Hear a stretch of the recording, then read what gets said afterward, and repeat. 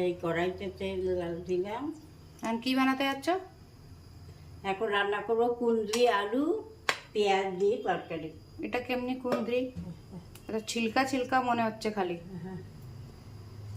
পেকে গেছে কুঁদরিগুলো? ধীরে ধীরে করে কুঁদরি কাটা হয়েছে, আলুও কাটা হয়েছে, পেঁয়াজ কাটা হয়েছে। আচ্ছা, পাতলা পাতলা করে একদম কাটা হচ্ছে, একদম পাতলা পাতলা।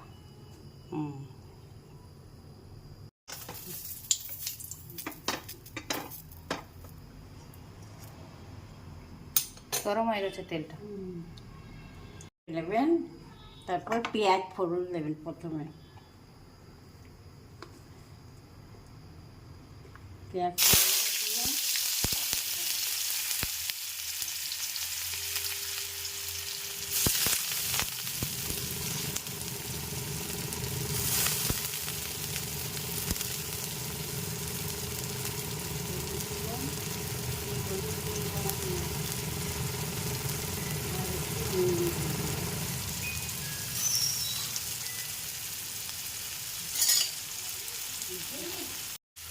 ভাজা হয়ে গেলে তারপরে আলুগুলো দিলাম।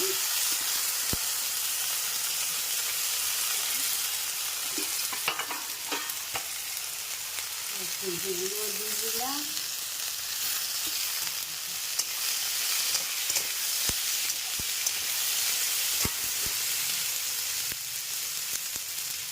আর একটু হলুদ দিলাম। একটু হলুদ দেওয়া হলো, আর একটু নুন দেওয়া হলো।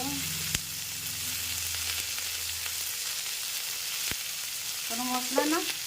না, কোনো মশলা না। এটা কাঁচা লঙ্কা চিড়েও দিতে পারেন, শুকনো করে দিতে পারেন। এখন এটাকে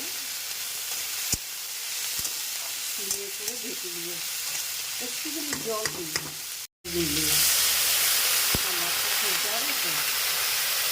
তারপরে সিম করে দিলাম। এখন 10 মিনিটের জন্য থাকবে। করে একটু জল দিয়ে দিব। তরকারি তো, হ্যাঁ, তরকারি ওই জন্য একটু জলে দিলে একটু মাখা মাখা হয়ে যাবে। সব সিদ্ধ হয়ে গেছে না? হ্যাঁ, সিদ্ধ হয়ে গেছে। এখন ভাজা ভাজা করে একটু জল দিলে মাখা মাখা হয়ে যাবে। তারপর নামিয়ে দেবে।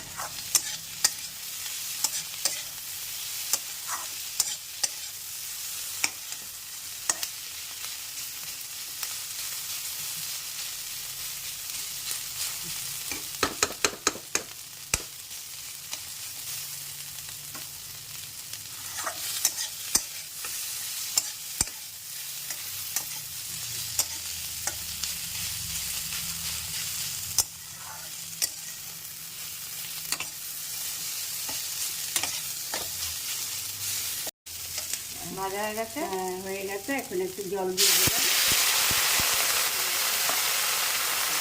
ঢেকে দিলাম, ঢেকে দিয়ে একটু মাখা মাখা হয়ে যাবে।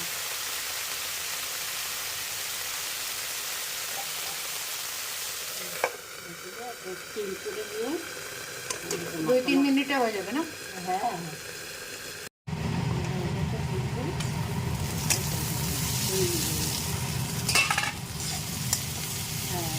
আলুর তরকারি তৈরি হয়ে গেছে। এখন নামিয়ে দেবো। মাখা মাখা হয়ে যাবে। গ্যাসটা বন্ধ করে দিলাম। এখন একটা পাত্রে নামিয়ে দিচ্ছি। কুঁদরি আলুর তরকারি তৈরি। আপনারা খেয়ে দেখবেন বা দিয়ে দেখবেন কেমন লাগে জানাবেন। কোনো মশলা নেই, খালি নুন আর হলুদ। থ্যাংক